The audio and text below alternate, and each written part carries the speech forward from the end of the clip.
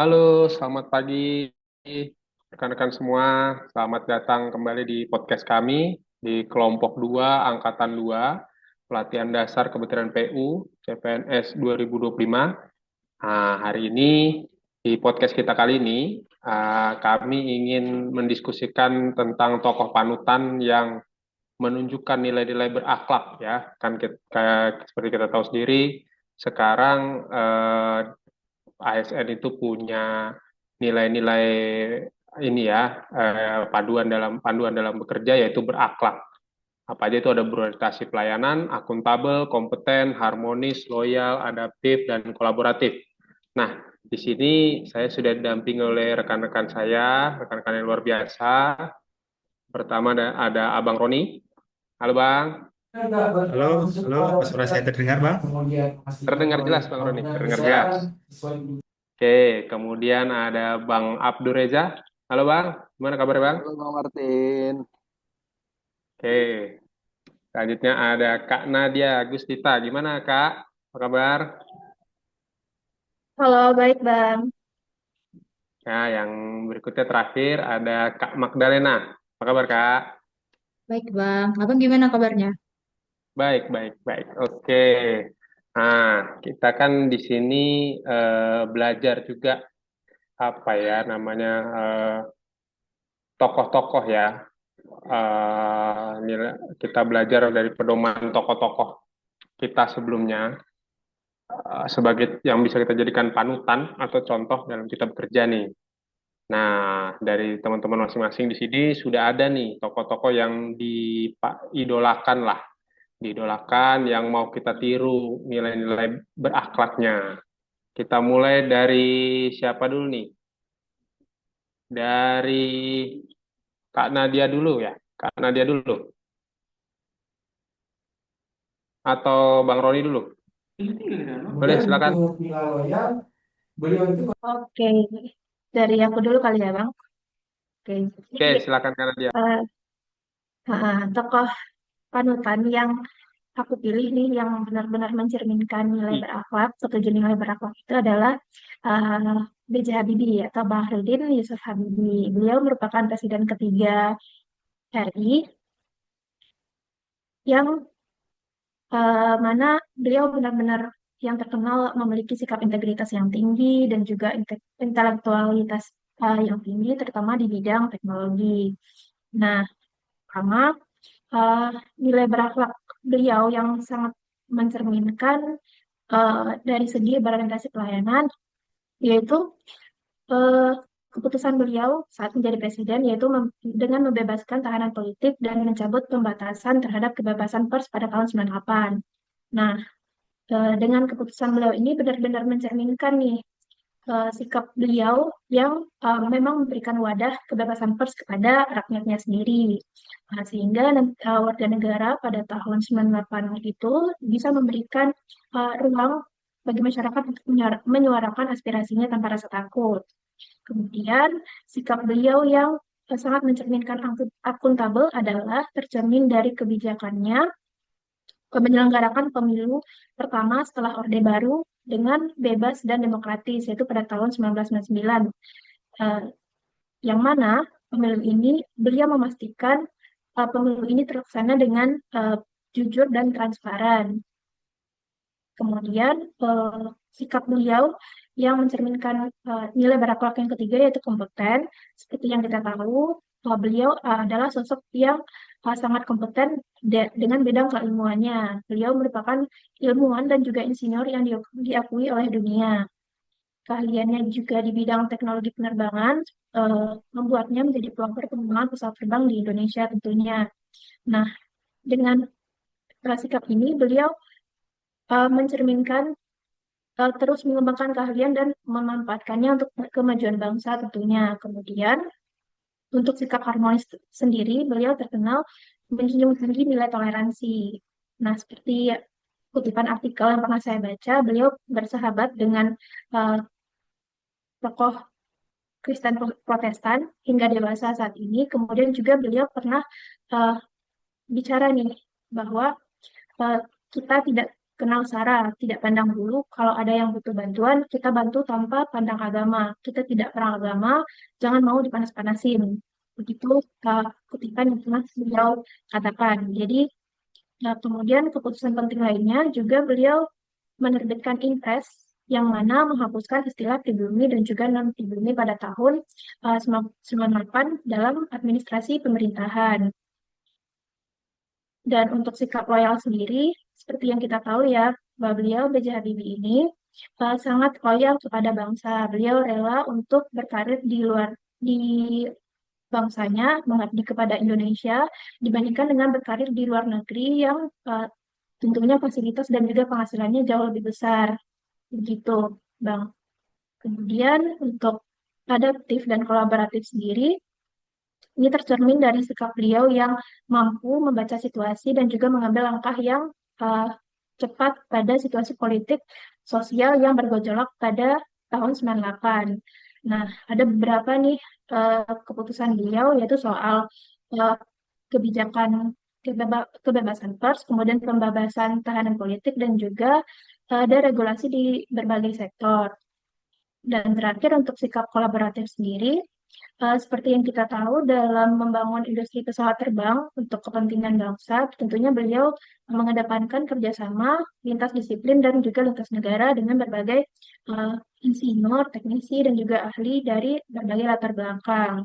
Nah, sikap itu mencerminkan nilai kolaboratif beliau dalam membangun kerjasama untuk mencapai tujuan bersama, begitu Bang. Dari sikap uh, ketujuh nilai berakhlak yang tercermin dalam pribadi B.J. Habibie dari aku. Oke, terima kasih Kak Nadia. Wah, ini memang tokoh yang sangat terkenal sekali ya, karena selain pernah menjadi presiden ketiga di Indonesia, itu juga sudah ada filmnya ya, film yang dibuat berdasarkan biografinya itu dari tiga sequel. Berikutnya, Bang Roni kalau nggak salah sama nih, mengendalikan tokoh yang sama ya, B.J. Habibie. Nah, kalau dari Bang Roni sendiri, alasannya kenapa mengidolakan beliau? Siapa tahu ada yang berbeda nih, silakan Bang Roni. Terima kasih, Abang. Jadi kebetulan nih tokoh kita sama nih, Kak Nadia. Mungkin ya tadi sudah dijelaskan ya, sudah mendefinisikan nilai berbakat terhadap tokoh B.J. Habibie dengan sangat baik. Mungkin di sini saya cuma mencoba menjelaskan ya latar belakang kenapa saya juga memilih tokoh ini. Adapun saya melihatnya dari sosok B.J. Habibie ini simbol inovasi dan profesionalisme. Jadi kan seperti kita ketahui ya, B.J. Habibie ini kan insinyur kelas dunia yang meraih doktor teknik RWTH di asal Jerman, predikat summa cum laude. Nah, jadi juga terkenal teori dari beliau nih, teori crack propagation theory, ya, standar keselamatan penerbangan dunia. Beliau juga sebagai Menteri Ristek dan Presiden RI yang ketiga yang mengembangkan industri strategis seperti IPTN dan proyek strategis pesawat N250. Jadi dari latar belakang simbol inovasi dan profesionalisme ini, saya mengkategorikan bahwa Bapak B.J. Habibie mencerminkan nilai SN, yaitu kompeten dan akuntabel. Hal ini karena beliau mengedepankan keahlian dan tanggung jawab dalam setiap kebijakannya. Lalu saya melihat sosok Bapak B.J. Habibie ini dari nilai keagamaan ya. Jadi selain keahlian beliau dalam keteknikan ya, terutama ke teknik di Dirgantara, saya melihat beliau ini ilmuwan yang religius dan berintegritas, ya. Habibie ini kan dikenal sebagai Muslim yang taat, rutin berpuasa Senin Kamis dan aktif dalam organisasi keislaman seperti ICMI. Ia memadukan ilmu pengetahuan dan nilai-nilai Islam, menolak pemisahan antara sains dan moralitas. Pendekatan yang mencerminkan nilai ASN loyal dan harmonis, karena setia pada nilai-nilai luhur bangsa dan agama, serta menjunjung tinggi etika dalam pengambilan keputusan. Lalu saya juga melihat Bapak B.J. Habibie ini inklusi dan demokratis, ya. Karena selama masa kepemimpinannya, beliau selalu merangkum semua kalangan. Gaya kepemimpinan Habibie ini dikenal partisipatif dan inklusif, terutama pada saat masa transisi reformasi. Ia membuka ruang demokrasi, kebebasan pers, dan pembentukan partai politik. Ia juga dikenal merakyat dan rendah hati, mudah bergaul dengan semua lapisan masyarakat. Nah, dari sikap-sikap ini dapat dilihat bahwa Bapak B.J. Habibie menerapkan nilai SN adaptif dan kolaboratif. Lalu ada yang keempat, keteladanan pribadi dan disiplin, cinta keluarga dan pengabdian. Habibie sangat disiplin dalam membagi waktu antara ibadah, membaca, menulis, dan dengan keluarganya. Ia rela meninggalkan karir cemerlang di Jerman demi mengabdi kepada bangsa. Sosok yang mencerminkan ASN berorientasi pada pelayanan karena selalu menempatkan kepentingan bangsa di atas kepentingan pribadi.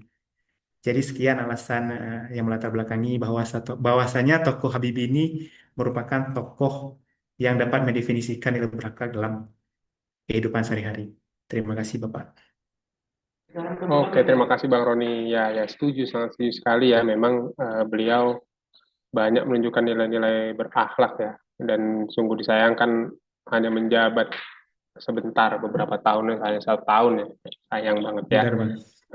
Ya, ini memang wajar kalau banyak yang mengidolakan, teman-teman saya sendiri ya, terutama orang keteknikan sangat mengidolakan beliau. Bahkan ada beberapa teman saya yang sampai kuliah di RWTH-an nih, karena saking mengidolakan beliau. Jadi benar-benar ingin seperti beliau. Oke, selanjutnya coba kita ke Kak Magdalena ya. Mungkin tokohnya berbeda nih. Kak Magdalena, silakan. Oke, terima kasih Bang atas kesempatannya. Kali ini aku akan menjelaskan yang menjadi tokoh panutan saya yaitu Raden Dewi Sartika. Raden Dewi Sartika ini adalah salah satu pelopor emansipasi wanita, terutama dalam pendidikan untuk perempuan ya, sama seperti yang kita kenal juga R.A. Kartini. Nah, untuk profil singkat dari Raden Dewi Sartika, beliau lahir pada tanggal 4 Desember 1884 di Cicalengka. Beliau mendapat gelar pahlawan nasional pada tahun 1966. Perjuangan yang sudah beliau berikan untuk Indonesia yaitu mendirikan sekolah istri atau sekolah perempuan pada tahun 1904 untuk membuka akses pendidikan bagi perempuan. Lalu kontribusi yang sudah diberikan yaitu menjadi pelopor pendidikan perempuan di Indonesia dan menginspirasi berdirinya sekolah serupa di berbagai daerah. Alasan kenapa saya memilih Raden Dewi Sartika sebagai tokoh panutan saya, karena beliau adalah sosok yang berani melawan keterbatasan zaman demi memberikan pendidikan bagi perempuan. Dan juga keteladanan beliau mencerminkan nilai-nilai berakhlak seperti pelayanan, tanggung jawab, dan juga kolaborasi. Serta beliau juga mengajarkan bahwa pendidikan adalah kunci kemandirian dan kemajuan bangsa, serta membuktikan bahwa satu orang dengan tekad yang kuat dapat membawa perubahan yang besar. Lalu untuk pencerminan nilai-nilai berakhlak sendiri, beliau memiliki sikap berorientasi pelayanan yang tinggi, ditunjukkan dengan mendirikan sekolah bagi perempuan tanpa memikirkan keuntungan pribadi.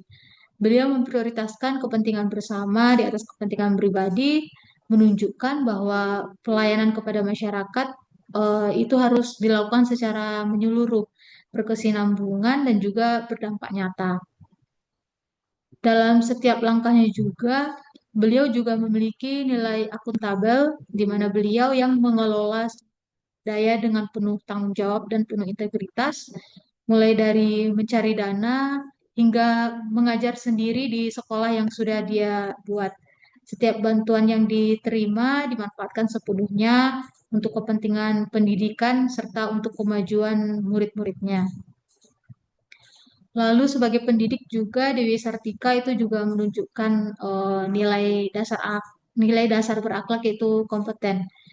Beliau berkompeten mengajarkan berbagai keterampilan seperti membaca, menulis, menghitung, dan itu adalah salah satu keterampilan yang sangat penting untuk murid-muridnya.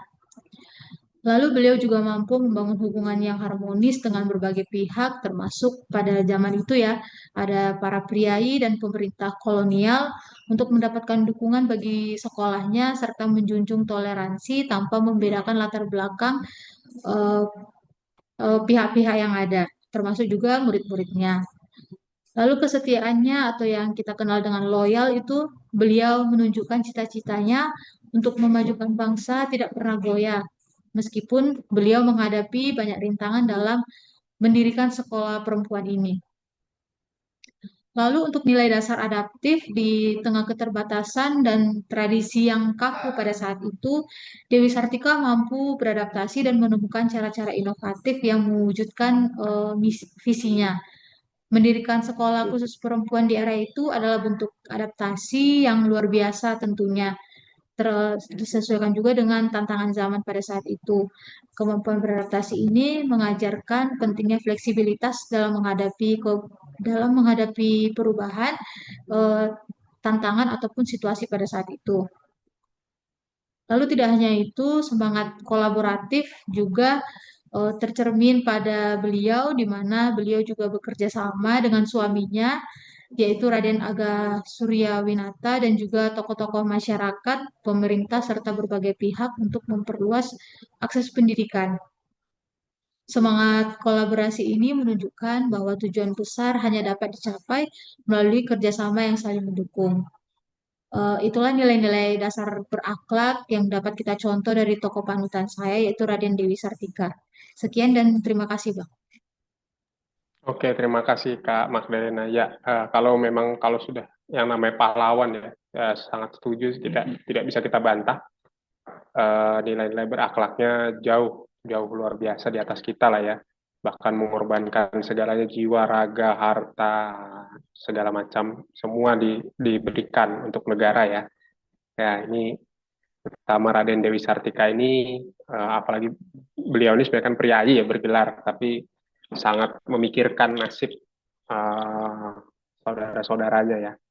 Ya, saya sangat setuju sekali nih dengan Kak Magdalena dan Raden Dewi Sartika ini, karena betul menurut saya juga pria dan wanita tuh sama-sama punya potensi untuk berkontribusi bagi bangsa ya. Dan kalau kalau zaman dulu wanita itu dibatasi aksesnya pada pendidikan dan untuk berkarya, tentunya kita kekurangan setengah setengah kemampuan negara kita nih ya. Karena kan kira-kira populasi kita 50-50, hampir hampir sama lah 50-50. Jadi sangat sangat bodoh menurut saya kalau kita tuh membatasi perempuan yang harusnya kita ajak bekerja sama ya. Oke, selanjutnya Bang Abdur, gimana Bang Abdur? Ada tokoh yang Bang Abdur idolakan siapa Bang? Halo Bang Martin, kalau dari saya sih tokoh asli dari tempat saya lahir ya, di Jambi ya, namanya Orang Kayu Hitam. Nah, dia merupakan penguasa Jambi pada awal abad ke-16 yang dikenal karena kemampuannya mempersatukan wilayah, memperkuat perdagangan, dan memimpin transisi budaya serta agama di masanya. Kalau di Jambi itu dia tuh kayak hero yang fantasi. Cuman dia emang ada orangnya gitu, bukan sekedar tokoh legenda, tetapi pemimpin yang tercatat dalam sejarah sebagai penggerak diplomasi dan penjaga kedaulatan. Nilai-nilai kepemimpinannya sejalan dengan core values berakhlak yang dijadikan sebagai pedoman ASN. Contohnya dari berorientasi pelayanan, orang kayu hitam memimpin dengan fokus pada kesejahteraan rakyat. Ia memastikan perdagangan dan hubungan diplomatik memberi manfaat langsung bagi masyarakat dari petani hingga pedagang, bukan hanya di kalangan-kalangan bangsawan. Lalu ada akuntabel, setiap keputusan politik dan ekonomi yang diambilnya berlandaskan pertimbangan kepentingan bersama. Ia menjaga kepercayaan pemimpin daerah dan rakyat dengan memastikan pengelolaan sumber daya transparan dan dapat dipertanggungjawabkan. Lalu kompeten, sebagai pemimpin, ia menguasai strategi pemerintahan dan perdagangan. Kemampuannya menjalin kerjasama dengan Malaka dan pelabuhan besar lainnya menunjukkan kecakapannya dalam mengamankan posisi Jambi di jalur perdagangan internasional. Lalu harmonis. Orang kayu hitam menjaga kerukunan antar berbagai kelompok etnis dan agama di Jambi. Padahal itu lagi masa transisi dari pemerintahan Islam. Ia tetap menghargai adat lama sehingga tercipta keharmonisan sosial. Lalu loyal, kesetiaannya terhadap tanah kelahiran tercermin dari sikapnya mempertahankan kedaulatan Jambi dari intervensi pihak luar. Ia mengkedepankan kepentingan wilayah dan rakyat di atas kepentingan pribadi. Lalu adaptif, menghadapi perubahan besar. Ia menyesuaikan kebijakan dengan sistem pemerintahan agar sesuai dengan perkembangan zaman, termasuk dalam mengintegrasikan hukum-hukum Islam ke dalam tata kelola kerajaan tanpa menimbulkan gejala sosial. Lalu kolaboratif, ia membangun aliansi dengan pemimpin daerah lain dan mitra dagang dari luar wilayah. Kolaborasi ini memperkuat posisi Jambi sebagai perdagangan dan menjaga stabilitas politik. Kalau dari saya itu Bang, karena kan dia ini kayak folklore lah di Jambi, cuman emang tokohnya tuh ada. Jadi saya ingin mengenalkan yang dari tempat kelahiran saya ya, gitu Bang. Oke, terima kasih Bang Abdur, luar biasa sekali. Nah, ini saya juga setuju sekali dengan Bang Abdur ya, kita tuh tidak boleh melupakan sejarah kita sendiri ya, sejarah tanah kelahiran Bang Abdur di Jambi ya. Wah, ini berarti tokoh yang sampai melegenda gitu lah ya, dari zaman Nusantara nih, belum jadi Indonesia nih, abad ke-16. Tapi ya, memang kalau kita baca-baca sejarah, banyak juga tokoh-tokoh yang sangat-sangat luar biasa di zaman zaman kerajaan dulu ya, zaman Nusantara, termasuk orang kayu hitam ini ya. Ya, teladannya luar biasa lah. Banyak bisa kita ambil. Terima kasih juga sudah memperkenalkan tokoh ini kepada kami mungkin yang belum mengenal karena tidak banyak diekspos gitu ya di pelajaran sejarah. Intinya kita bisa mengambil banyak nilai-nilai kepemimpinannya dan nilai-nilai berakhlaknya yang bisa kita teladani sekarang. Nah, oke, selanjutnya saya nih Bang, ya saya pun juga punya tokoh yang saya jadikan panutan lah, yang lebih ya lebih zaman sekarang ya. Ini bukan karena marganya sama Bang ya, tapi memang beberapa tahun terakhir saya mengikuti kiprah beliau. Ini ada Bapak, sering dipanggil Opung nih, Opung, Opung Luhut Binsar Panjaitan. Ya, ini sedikit singkat lah, apa ya singkat biodatanya. Saya ini menjadikan dia tokoh panutan karena komitmennya yang luar biasa pada pembangunan daerah, kelahirannya terutama di sekitar Danau Toba ya, yang kalau kita tahu dulu tuh pasti banyak tahu lah kalau orang Batak di sekitar Danau Toba tuh pasti merantau begitu kan. Mungkin banyak yang melihat sisi positif, tapi ada cerita yang kurang enaknya di situ. Kenapa sih pada merantau? Ya salah satunya karena memang tidak dikembangkan, daerahnya tidak dikembangkan. Makanya saya salut beliau ini ketika dia sudah sukses, dia juga sudah menjabat menteri beberapa kali, tapi kembali ke tempat asalnya dan mengembangkan daerahnya gitu. Nah, kalau nilai-nilai berakhlak yang saya amati dari beliau dan tentunya ingin saya contoh itu pertama dari berorientasi pelayanan ya, itu tadi melalui komitmennya membangun daerah kelahirannya yang tentunya ditujukan untuk peningkatan kualitas hidup masyarakat di sekitaran Danau Toba ya. Di sana dulu wah nyari sekolah aja susah gitu, kalau dengar cerita dari ayah saya sendiri itu sampai merantau gitu, nyari sekolah aja susah. Sekarang beliau banyak membangun sekolah, ada rencana membangun rumah sakit, membangun pusat penelitian juga, intinya untuk memberikan pelayanan terbaik bagi masyarakat di sana supaya kehidupannya lebih berkembang. Kemudian akuntabel ya, itu dari dia melakukan tugas-tugasnya banyak di kenegaraan maupun di TNI ya, yang sudah banyak juga dilakukan secara transparan dan disorot oleh publik. Ya terlepas dari banyak isu-isu miring selama beliau menjabat, tapi terlihat bahwa beliau ini terlihat transparan lah dengan dalam melakukan tugas-tugasnya, ya tidak pernah sembunyi-sembunyi gitu ya. Kemudian kompeten, nah itu bisa dilihat sendiri dari lewat pendidikannya bahwa setelah beliau lulus dari Akademi Militer pun beliau terus mengembangkan kompetensinya ya dengan mengenyam pendidikan tinggi di beberapa sekolah.